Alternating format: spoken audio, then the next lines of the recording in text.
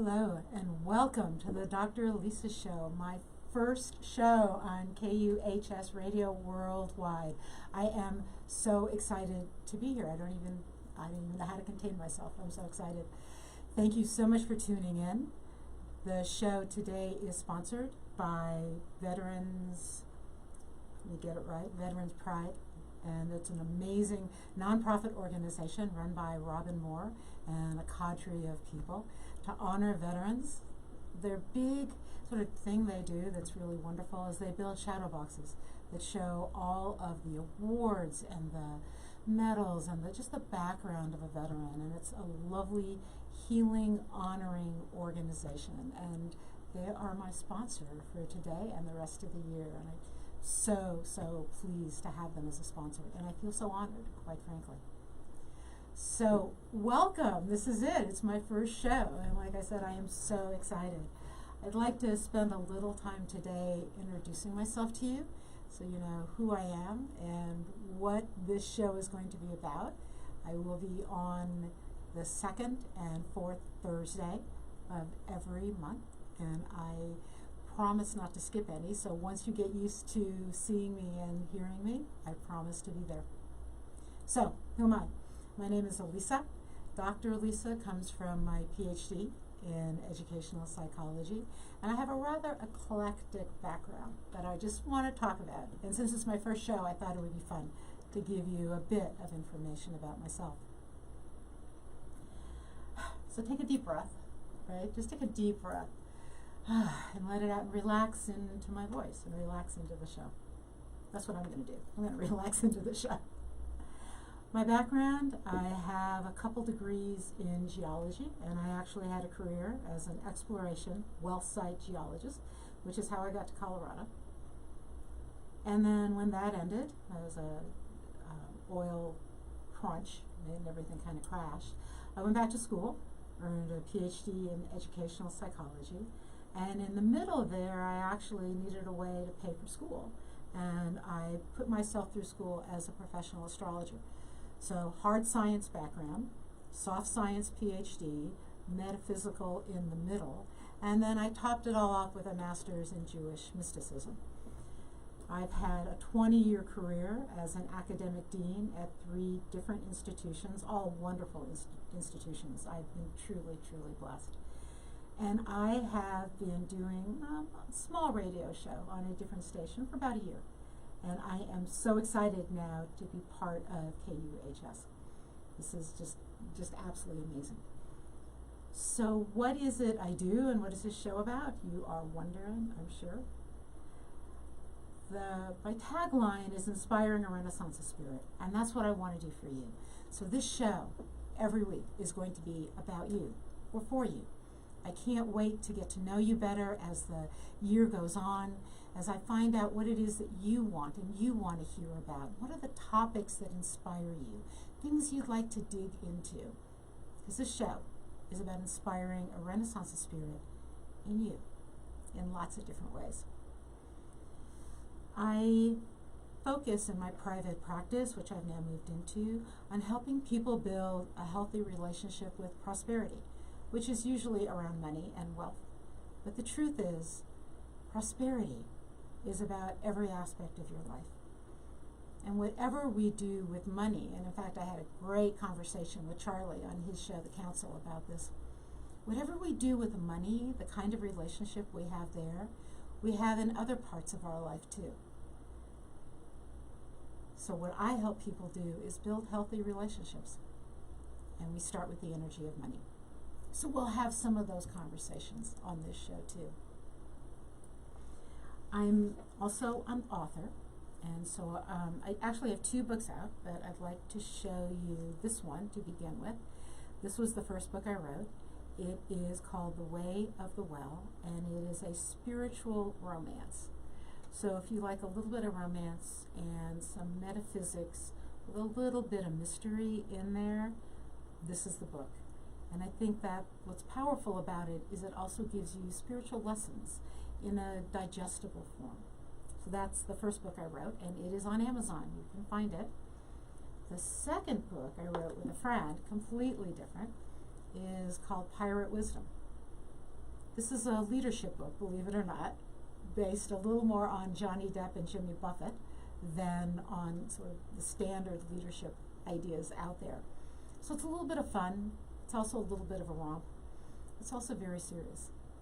Because how do you get people to do the things they need to do when you're running an institution?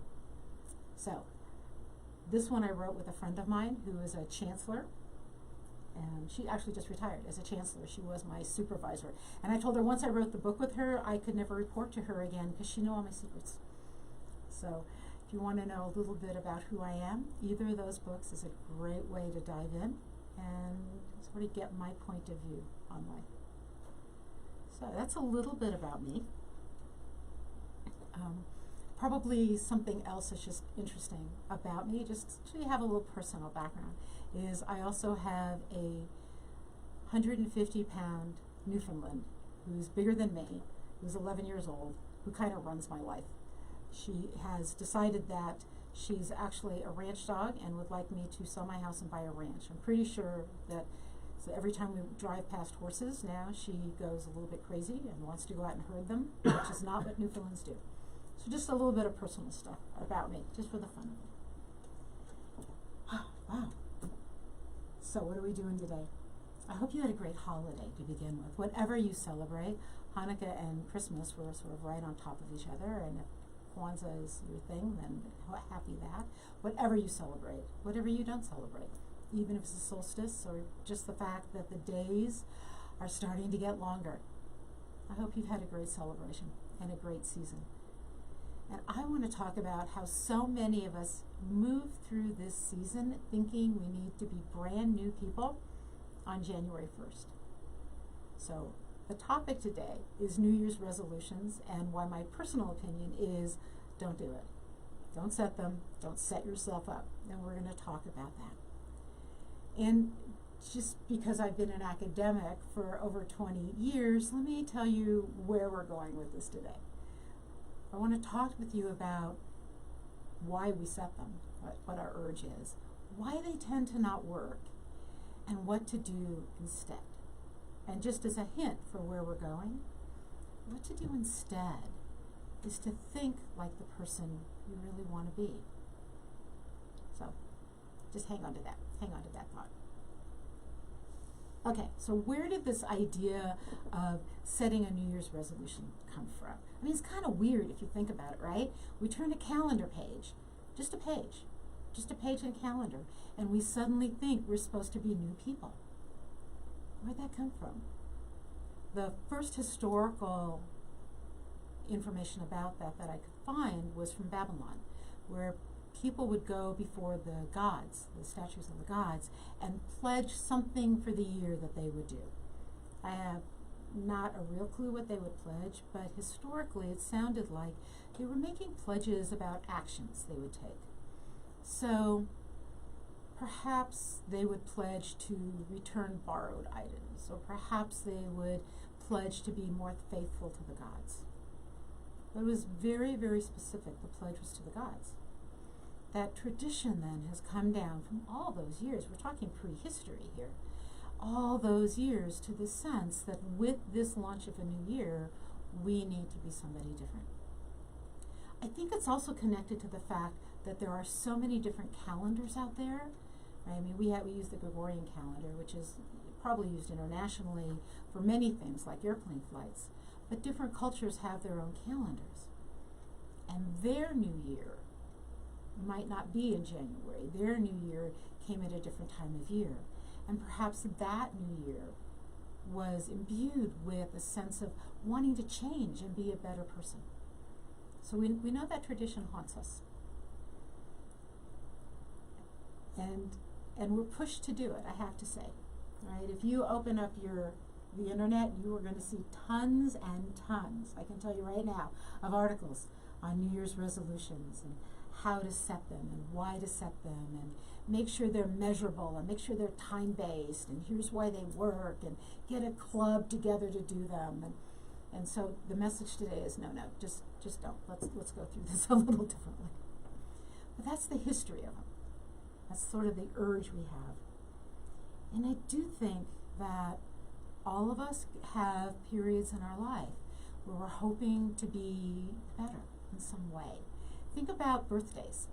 Seems like every 10th birthday, right? Like when you're 20 and you're 30 and you're 40 and you keep going, that decade seems to be a big deal.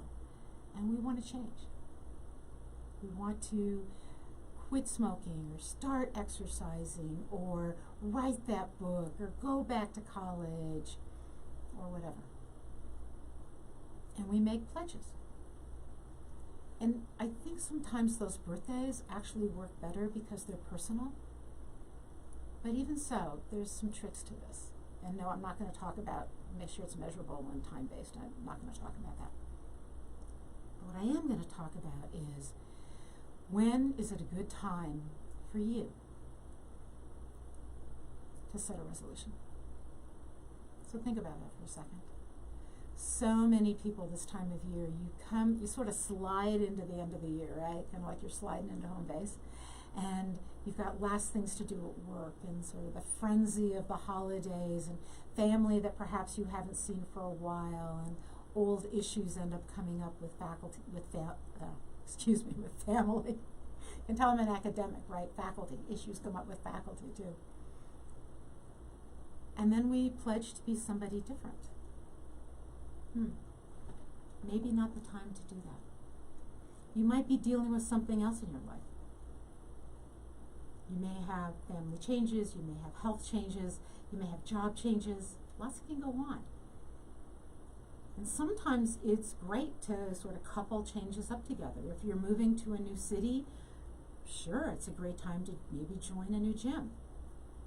However, sometimes we overstress our personal system. So psychologically, there's just these interesting things about how our brain works. To begin with, we only have so much willpower. This is a funny thing to think about, but you'll get it as soon as I start talking about it. If you spend the day really good willpower, right? So imagine you are giving up coffee, or you're drinking less caffeine, and you resist the urge for that cup of tea or that cup of coffee all day long. And then you get home, you get in the car, you go to drive home, you resist it again, and you get home, and there's some tea bags laying there, and you have run out of willpower. You just run out. You've used it all up. And that's why at the end of the day, often it is so difficult to keep our pledges to ourselves, because we've been so busy all day using up that willpower. So you have to think about this. Is this a good time for you? Let's not try to change everything in your life in one day. I know when I was growing up, my mother used to say to me, you know, you can have it all. You're a woman, you can have it all. And I remember turning to her and saying, not at the same time. I can't do everything at the same time. I can't change my job and improve my relationship and get in shape and write a book. Can't do it all. And that's what I'm saying here too. Can't do it all. You can do some. So timing is probably one of the first keys. Sometimes we actually are better at making a life change after a startling event, after something big happens to us. So you see this all the time, right? Somebody has a health issue come up and they have some kind of health crisis, and what happens? They change their life because they got it. Their whole system got that it was important. And I think that's the other key. We don't change because somebody in our culture said you should change, or somebody at work said you should change. So as an academic dean, this is just kind of funny. One of my jobs was fundraising.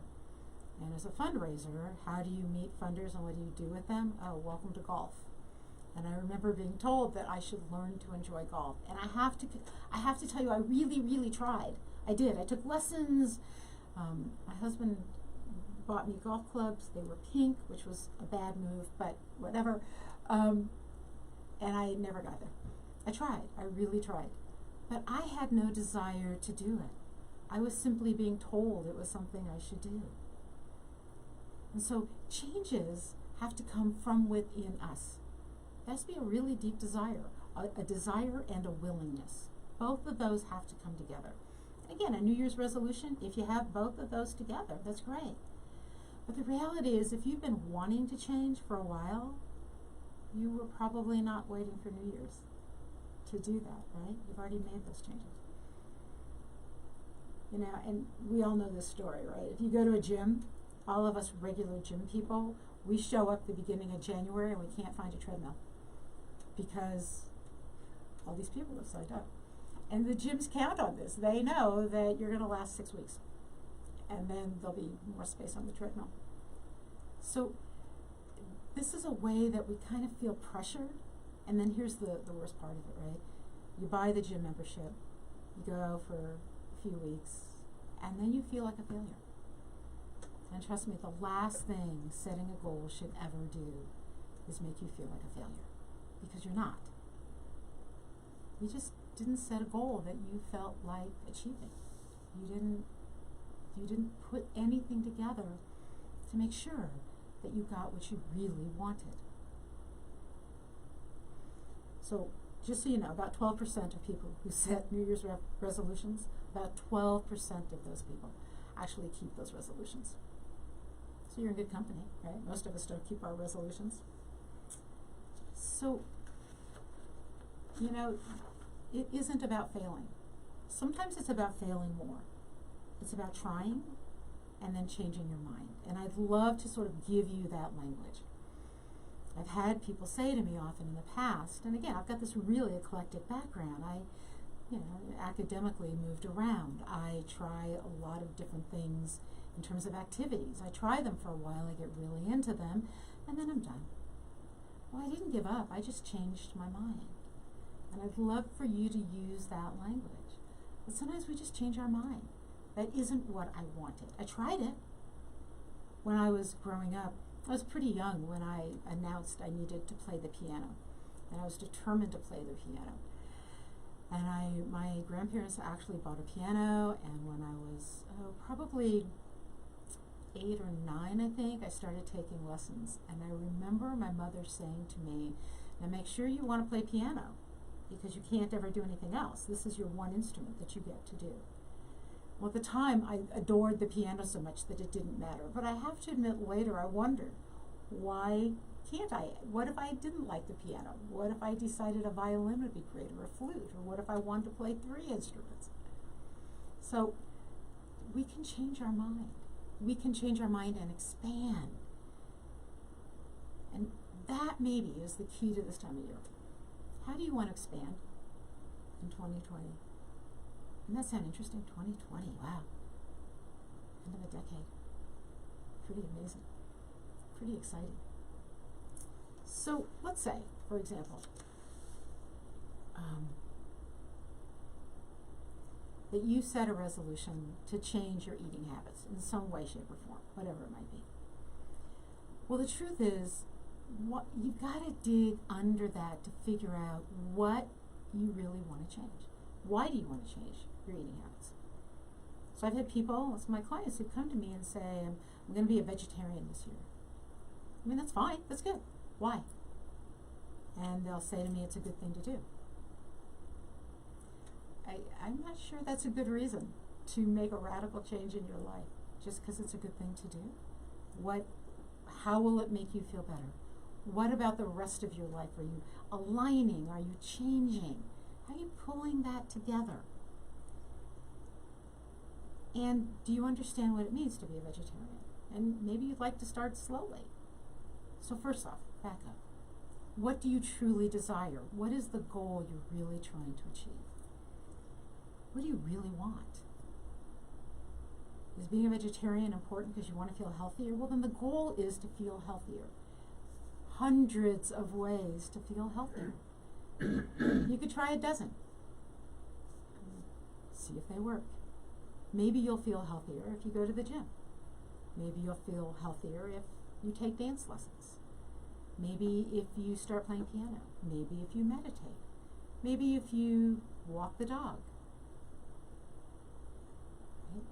Maybe if you just change your diet up a little bit. I mean, there's so many ways to feel healthy. Okay, let's dig even under that.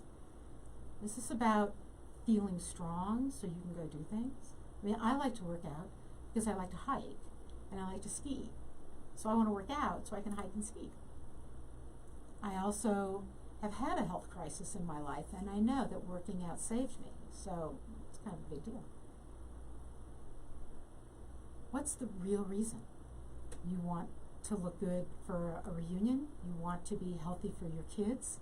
You want to have a long life? Let's get to the real reason. Because often what we do for resolutions is we set a goal that's like an offshoot. It's the way we think we're going to get there. I'd like to be healthy. I'd like to look good. So I'll join a gym, even though I don't like gyms. And I'll go to an exercise class, even though I don't think I like exercise classes. And that'll make me healthy. Well, you can already see the setup. You're making choices for things you don't want to do. Okay, so I get it. There's things in life we have to do, even if we don't want to do, right? Clean the house, things like that. There's things we got to do. But a New Year's resolution should be about expanding your life if you're actually going to set one. Any resolution, any change. It shouldn't be about, I hate doing this and I'm going to do it more. Right? Let's sort of reorganize our thinking around that.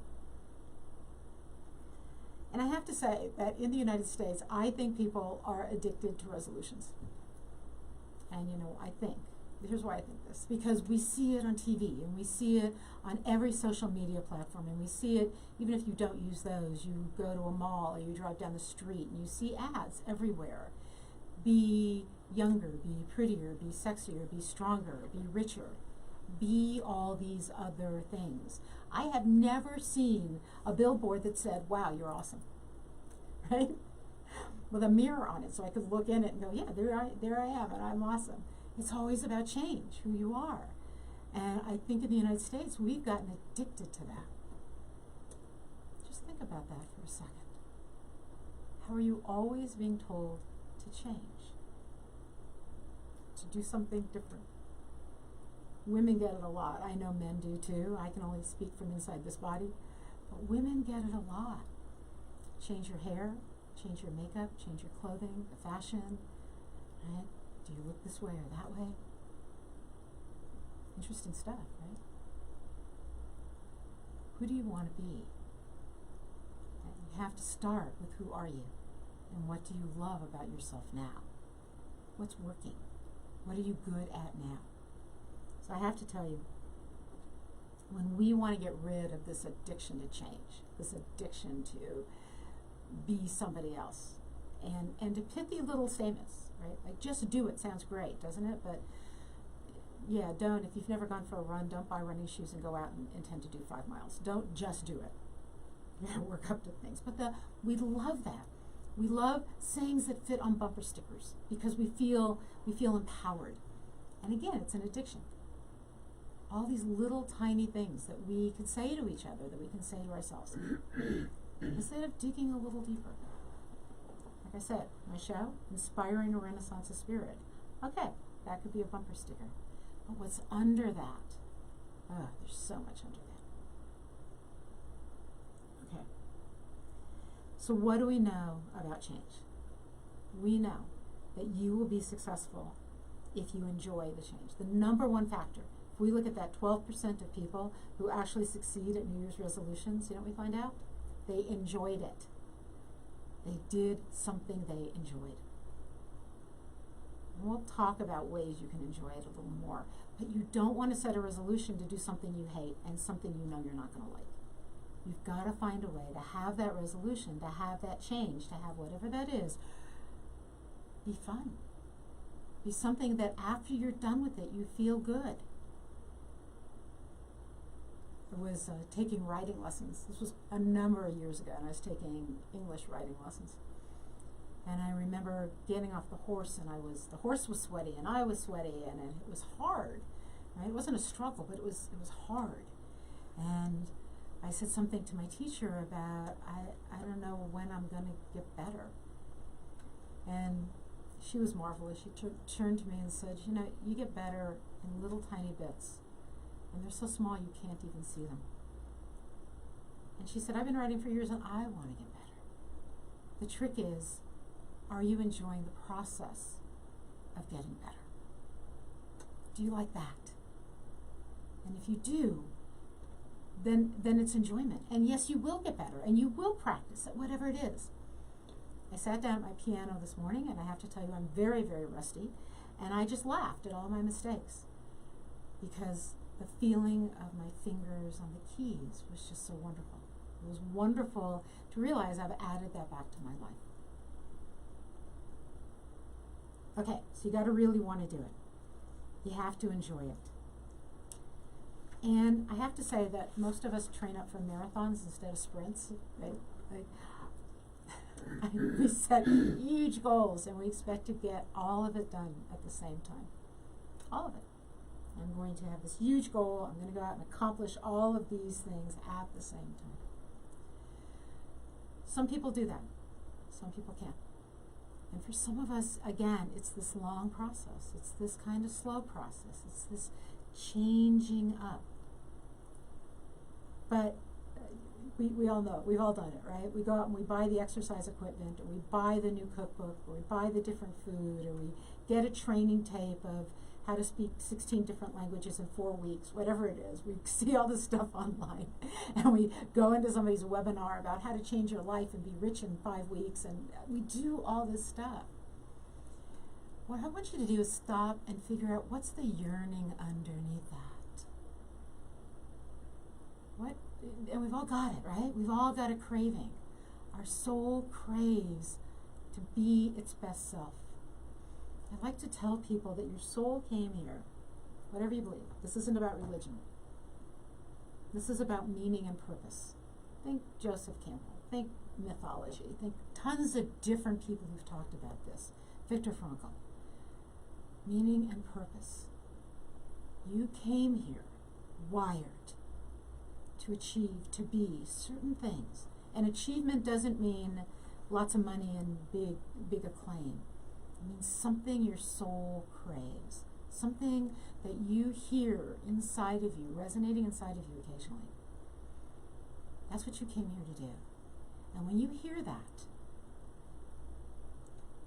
you feel sort of pulled and pushed simultaneously to change your life or to do something. Some people call it their passion. I think we bring our passion to whatever that craving is. That's what I think we do. Because I've had lots of passions in my life, and they kind of come and go, but the craving is still there. When you hook into that, when you find that craving, when you just listen to it, because it's here inside you, you know what it is, you follow it, then the change is something about who you want to become and what you want to be. And those are the changes that stick. And they may have nothing to do with the cultural expectations, the societal expectations around you.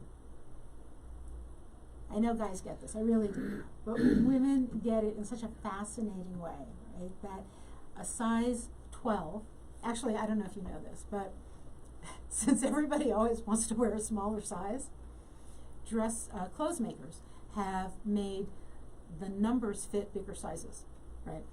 So I have some really old ski pants that I think were a 10 and they still fit. But if I tried to go buy a 10 in something now, it would swallow me. So the clothes are still the same. The numbers have changed so that we can all feel better because we're wearing smaller sizes. So we get some help with this. But the message is to women, be smaller. Be smaller. Okay? For men, I think it's to be bigger. It's to be bigger muscle-wise. Right? There's a look. And we see it on TV, and we see it in the ads. We see it out everywhere. Nobody ages, or if they do, they're very graceful. It's amazing. We get those messages. And when we think that's what we're supposed to do, we stop believing in who we are. We stop believing that we're good, that we're enough. We came here with this ability to live a full, rich life, to change the world around us in little ways that become big ways. And then these resolutions start to haunt us. I have to be someone else. So imagine, your resolution is somehow you have to lose weight, you have to get smaller, or you have to work out and you have to beef up.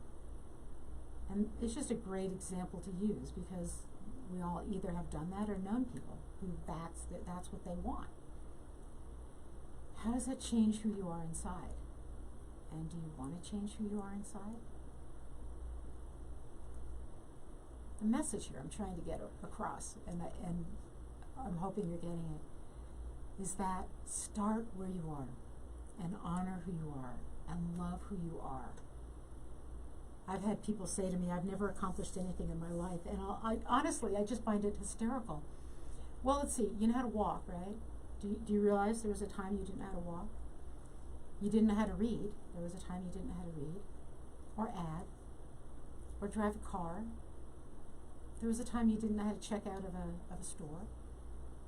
And obviously, if you've been on an airplane recently and they show you how to put a seatbelt together, right? We all had to learn to put seatbelts together, and some of us are still learning that.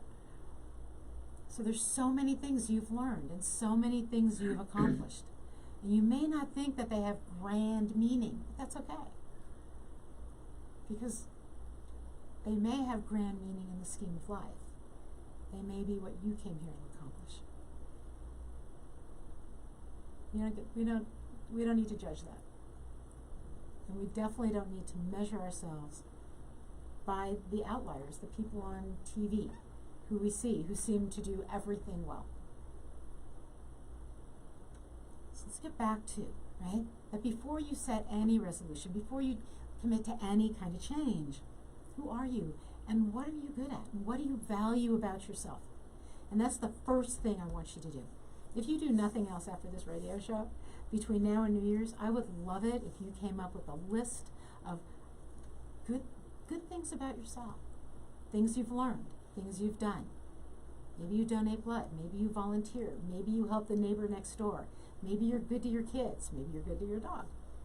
Maybe you never run a red light. I mean, that's a good thing. Don't ever run a red light. What is it you do? Come on. There's good stuff in there. I know there's good stuff in there. And the first thing you should be doing, instead of setting a resolution to change, is honoring who you are. I could leave it right there, but I'm not quite done. So believe in yourself, honor who you are. And then let's not overthink this. So I am in love with it. I just discovered this new musician. His name is William Prince. And he was talking about something that he learned from his grandfathers. And it was, you can sit in the garage all day, every day, but it won't make you a car. And his point was, you can sit and dream and imagine all day long, but you don't ever become until you invest and you do. Yeah, I know that's not quite metaphysical right now. Right now the metaphysical thing is, right, you can manifest from your head, the secret. You can just see it and dream it and it shows up. And that might work for some people, but I have to say it's not worked for me. Mine takes action. If I want to ever hit lotto, I'm going to have to start buying tickets. That's just how it goes. If I want to learn something, I have to go out and learn it. If I want to be somebody, I have to go be that. And that is sort of this next piece. Instead of thinking it, how do we start to be something? Okay, so play with that for a minute, right? If I want to change something about myself, so let's go back to music. If I was at a great house party the other day and everyone brought out their instruments and they were playing, and I thought, wow, if I had a keyboard, I'm so rusty I couldn't play chords. And I went home the next day and sat down at the piano and practiced chords. What was the desire? To join in. It looked so fun. And I know I could do it if I had a keyboard. But instead of buying the keyboard, I went to my piano. And I did. I acted. I played chords. And I laughed at how clumsy my fingers are. How many chords I've forgotten. And then, wow, I remembered that one. So there's action in here. There's a doing, not just a thinking. If I want to be a person who gets to join in when people are jamming like that with their instruments, who would I be? What would I do? What does a person like that do?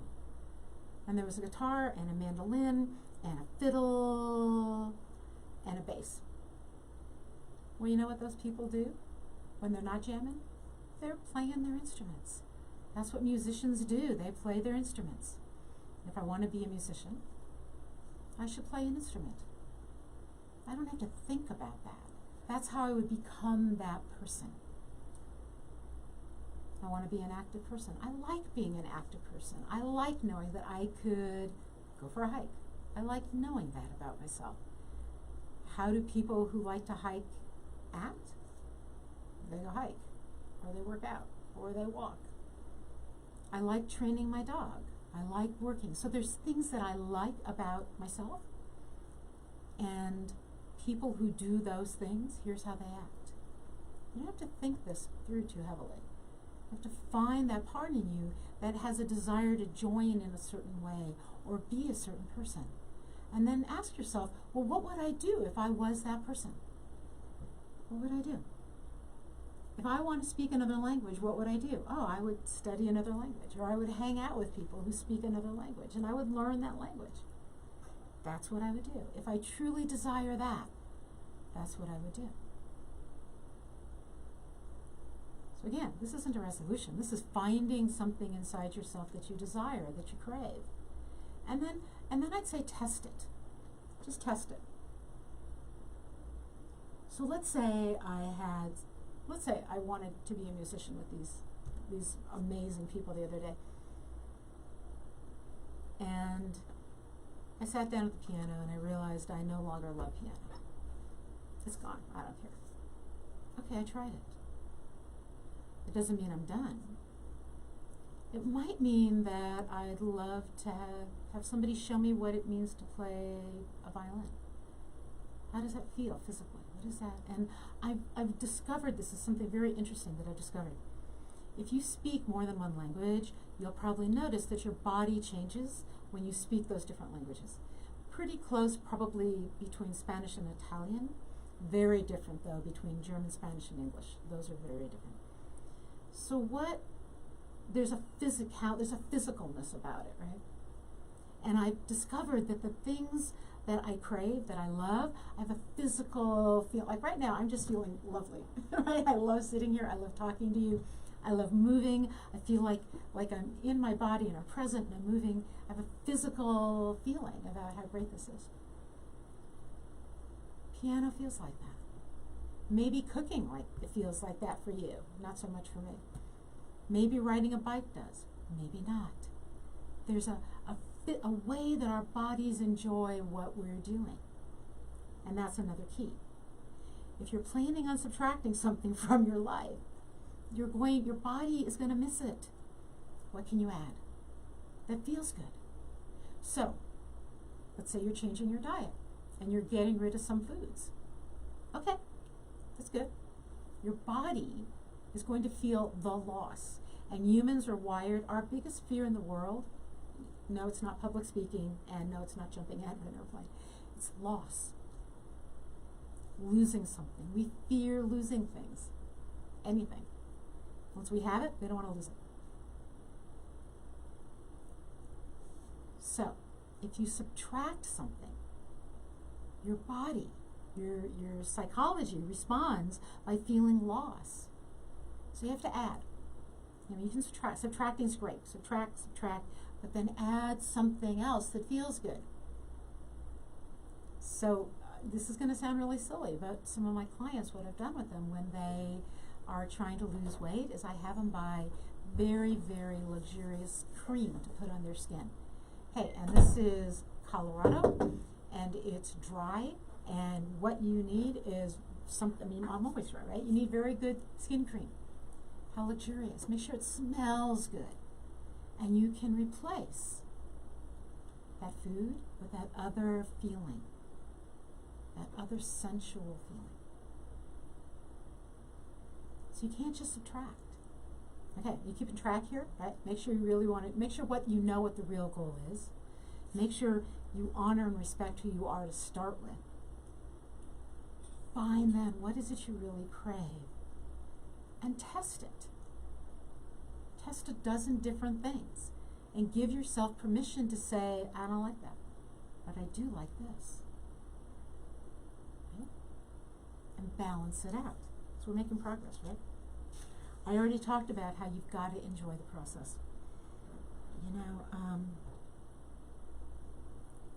I think part of it, again, is we watch things on TV. I love this.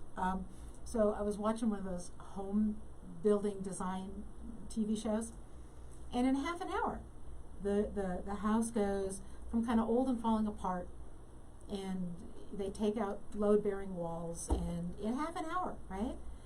There's a new header in, and it's redesigned, and the kitchen's beautiful, and it looks easy, and yes, it costs some money, but oh my gosh, in no time. So then I did some research just because I was curious, and some of those remodels take months. Now, if they tell you they take 6 weeks, they probably do take 6 weeks. But nobody does it overnight, and yet we see it in half an hour. We see, NCIS and other TV shows like that, right? They solve these crimes in an hour, and they've got this amazing technology, some of which does not exist, quite honestly. And it takes longer than that, if it does exist. We expect things to happen quickly. Right? I've been good for 24 hours. Have I lost 5 pounds yet? I've been good. Am I feeling stronger because I went to the gym? I was laughing with some friends because I do weights with some friends, and we were working out some muscle groups, and I said, when does this get easier? And we all laughed, and we've been doing it forever, and it's still not getting easier, and I don't know what that means. But it's because things don't happen fast. I mean, some things do, obviously, right? But change like this, we're changing who we are, usually not an overnight thing. So you gotta sort of stop thinking so much, start feeling a little more, and slow down. Not be in such a hurry. Know that what's happening as you're going through these changes, whatever that you're doing, whatever cool thing you're introducing into your life, whatever things you've outgrown that you're subtracting from your life, whatever those are, they are having an effect. And in a few months, when you look in the mirror, you will see the difference. Maybe not tomorrow, but you'll feel different pretty quickly, because you realize you are honoring yourself in a different way. You're becoming the person you truly want to be. You're acting like a person would act, who loves what you say you want to be, what you want to do. I mean, and I have to tell you, I have enough educational degrees under my belt to tell you that there were many of those classes that I couldn't wait to get out of. And in the end, was I glad I earned the degree? Yes. Was I glad I took that class? I was glad I got through the class. It was a way to get the degree. It was something I had to do. And that's okay. At the end, but even while I was going through it, I knew I was doing it because I was headed towards something. And that something I was headed for was something I wanted to feel, a way I wanted to feel, a way I wanted to know myself. And maybe that's it. I wonder sometimes, do we all just want to know ourselves better? Be that person in the world that we feel like we came here to be? Feel that we have left a legacy and that people will miss us when we're not here? A little legacy. I don't need a building named after me. Buildings crumble. But a heart that's attached to mine, it's not a bad legacy. So all of these resolutions that we try are things sort of outside of ourselves. And they might be wonderful things, but they also can make us feel like we're failures. And that is the one thing I never want you to feel like. I'm not even sure what that saying is, that it's okay if you fall down 7 times as long as you get up 8. Failure, and it's sort of not failure. It's try and don't get it right. Try and it's not quite right. Try and do it again. We all get better over time. Right? It's my first radio show here on KUHS. I'm thinking I'll get better as I go. I'm thinking that we're going to form a relationship and I'm going to get better. What else do you need to change? So this is a huge one, I have to say. In case you haven't noticed, the world around you does not always want you to change. right? So first off, the commercials don't care. If you buy a product, they don't care. What about your culture? What about your family? What about your friends? Often when we change, we end a way of life with them, and we have to change our relationships with them. So, I was a vegetarian young, and again, I'm not telling anyone to do this, but I was a vegetarian young from sort of a meat and potatoes family, and they did not know what to do with me. Like, how can you survive? So I actually did not become a vegetarian probably completely until I went away to college, and I was gone. I was away. And then it was easier. But I think my parents thought it was a fad for a good 20 years. Something I'd outgrow, maybe 30 years. That I would just outgrow my changing eating habits. They didn't have a way of supporting it. Later they did, which was sort of fascinating. But early on, no, they didn't have a way of supporting it. I know that when I was in graduate school, I took horseback riding lessons. Well, when I was in graduate school, the first round, nobody did that. Everybody went into their labs early, and they stayed there late, and they came out talking about, did they find statistical significance, and did they do the research right, and did they titrate this ingredient correctly? And there I was taking a break, and one year I took ballet lessons. It was a total flop, trust me. One year I took tango, much better. One year I rode horses, not bad, not bad. I'm better at tango. And I felt the pressure from everybody at school. Like, what are you doing? You're here to be this scientist. Why are you off doing those other things? So every time we change, we step out of our box. And trust me, we all have boxes that people have helped build around us. We get pressure to go back in that box. Be it you're going to school. I've worked with so many students who their biggest issue was their family didn't understand why they were going to college.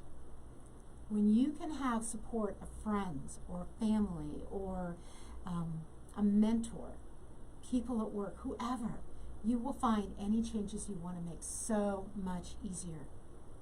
And you feel like you can do it. Because you're also not fighting, partly you're fighting yourself, right? You're trying to change. And here you have these messages from outside of you saying, don't do it. Don't do it. If you do it, I might have to do it. Don't do it. I truly believe that our families do this out of love. I truly believe that our cultures do it out of a way of believing that this is how the world works. So it comes from a good place, but it often doesn't work for us. So, what's the other piece of this? Not only honor yourself, make sure it's the right thing, all that stuff. And as you can tell at this point, I'm not suggesting a big change in your life. I'm not suggesting a big New Year's resolution. I'm suggesting you start and see who you want to be. And when you know those changes you want to make, when you know what you need to do to become the best you, to listen to the cravings of your soul, make sure you have support around you. Family, friends, mentors, whatever. I actually never thought I'd enjoy a gym. Sometimes I do, sometimes I don't. But when I do go, I know that there are people there who are also doing what I'm doing. And there's a bit of camaraderie with that. How do you find that? How can you find that for yourself? And you may have to look outside this box. You may have to look into a different world, into work, into a club. There's lots of clubs out there. You can join and people love what you're doing. So, you've got to know your why and not just your what. I think this is sort of a big thing, right? Most New Year's resolutions fail, right? Because we know what we want, but not why we want it. What's your why? And that's what I'm saying, your soul knows. The what can change. The why is what's important. You want to be healthy for your kids? Lots of ways to do it. you want to be a good person in this world, there are so many ways to do that. Let me give you some examples.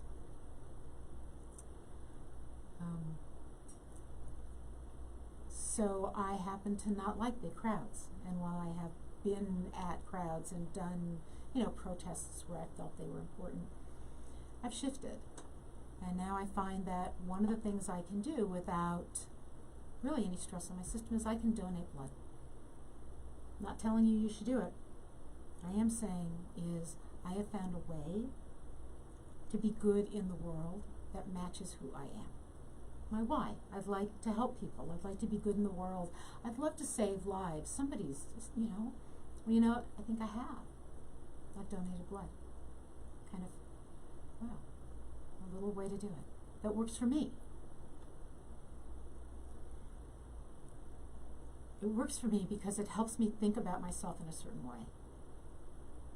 And do you remember the very beginning I said we're going to talk about why you shouldn't set these resolutions and why we fail and what's a better thing to do. And the better thing to do is to change mentally. If I want to change my actions, I have to first change how I feel about myself and how I see myself in the world. If I believe myself to be, I desire to be, and I believe myself to be someone who pursues happiness, or who is a good person to others, or is kind, or is healthy. That's what I believe, and that's who I want to be. That change, that mental, psychological, emotional change guides my actions. Guides my actions in the world. Wow, then it's easy. Then it's easy, right? I don't have to focus on controlling my temper. I have to know I'm coming from kindness because that's who I am. Have you ever been somewhere and you just want to strangle this person because they're dropping things and they're trying to get their kids to go through the turnstile? Look at that with kindness. That parent is trying so hard to get their kids to behave in public the right way, and kids have brains and they might be exhausted and tired, and right, everybody gets tired and stressed.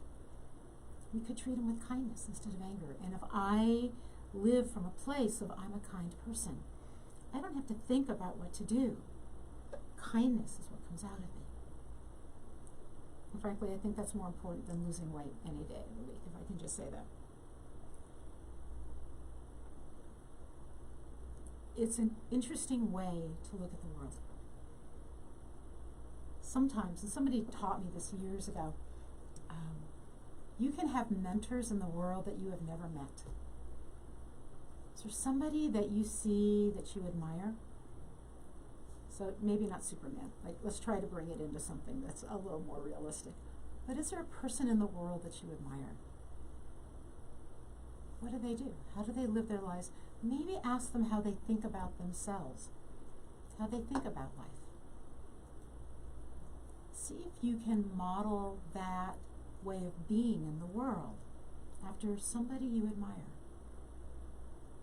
Because instead of changing a bunch of little actions that we don't really want to change, and hitting our own fear of loss, the resistance of our culture, the resistance of our family, the feeling that I don't even know why I'm doing this, the lack of enjoyment, all those things that keep us from being exactly who we want to be in the world, living our best self.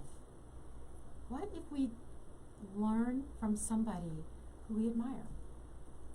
How do you think about yourself? And that is what I'd like you to do this week. That's what, before New Year's, 2 things, right? What do you love about yourself? What do you admire about yourself? And who would you love to be? This time next year when we chat, what would you love to write about yourself then? Who do you want to be? What do you want to be?